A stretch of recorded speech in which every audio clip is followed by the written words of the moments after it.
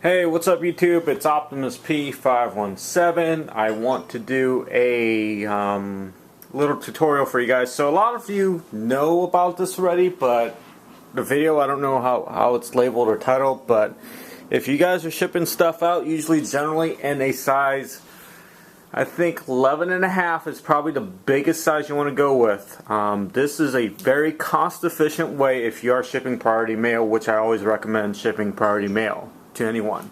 But this is a form-fitting box made pretty much to the same exact size, and let me show you how to actually modify the box to get it to what you need. So I sold a pair of Kobe All-Star 11.5, and this is a actual box that I had to order from USPS.com. These boxes you get complimentary, but you got to ship them out as priority mail. So that's the main thing with it. So this particular type of box, I had to ask around. The model number is O-1095. This is the most ideal size box that you're looking for. You can also get the, I think there's a different one, but this one is probably the safest to go with because that's what you want to do. So the trick to this is you want to line up the box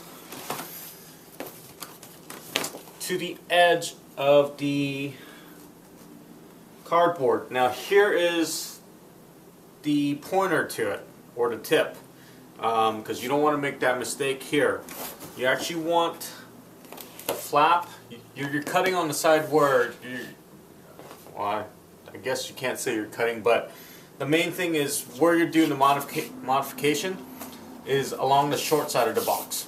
So what I mean, you'll see in a moment, but you want to line up the flat side, not the wide side. So the flat side, or I mean not the flat side, everything's flat, but the skinny side to the side of the box. You get a knife, run along the side, and you'll understand what I'm doing in a moment with this.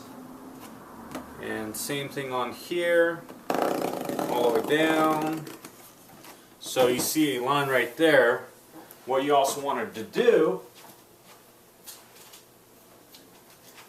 is you want to get a scissor where the line's perforated. You want to cut into it because when you do the folding, it needs space to flex. And when you do it yourself, you'll understand what I'm talking about. So you want to cut the part on each side. And this is actually how I save quite a bit of money from shipping a pair of shoes in an oversized box, because dimensions are very picky with the post office. You do the same thing to the other side of the box. Line it up.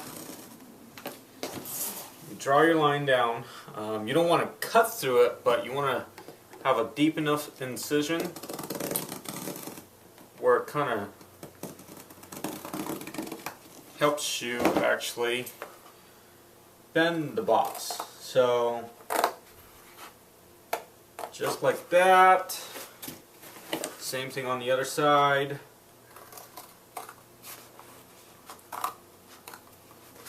And that's all there is to it. So what you see now is two incisions right there, and all you do is take it up here and you fold it on both ends. And now, based on what you've done, you made a box to fit your box. So you tape it up. Let me do that really quick for you right now, and that way you can kind of see what the end result is.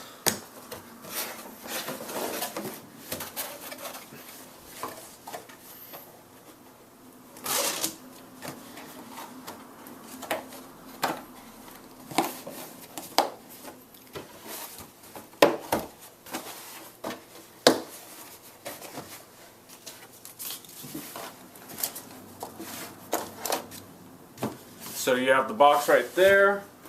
All you do is slide your shoe inside the box.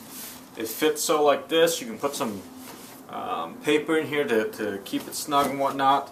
But right at the end right here, what you can do is do a little bit of incision. And you gotta pay attention because you don't want to start cutting the box and damage it because the buyer doesn't like that.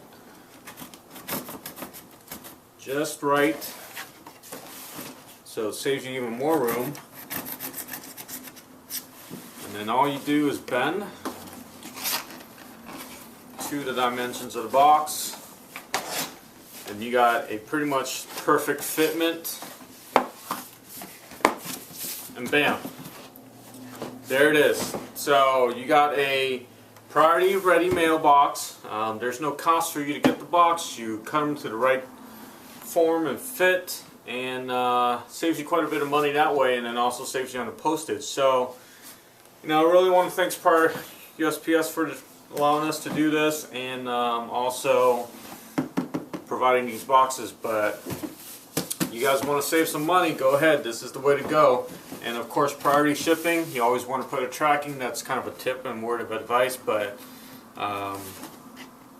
that is the tip for me to you, and hopefully this will help you guys with the double arms. It's pretty sturdy, so you don't have to be concerned about you know, how rigid it is or not based on cutting it. So other than that, any questions, let me know. Go ahead, rate, comment, and subscribe. Forgot to mention one last thing. On the seams that you cut, you want to make sure you tape it down, because it ain't gonna hold if you don't tape it down. So just make sure of that. I ran out of tape, so that's why I forgot that whole step right there. But you guys can see it right there. Yeah. So make sure to tape it all up, tape it good. So runs through a couple bump, it's fine. So just want to point that out.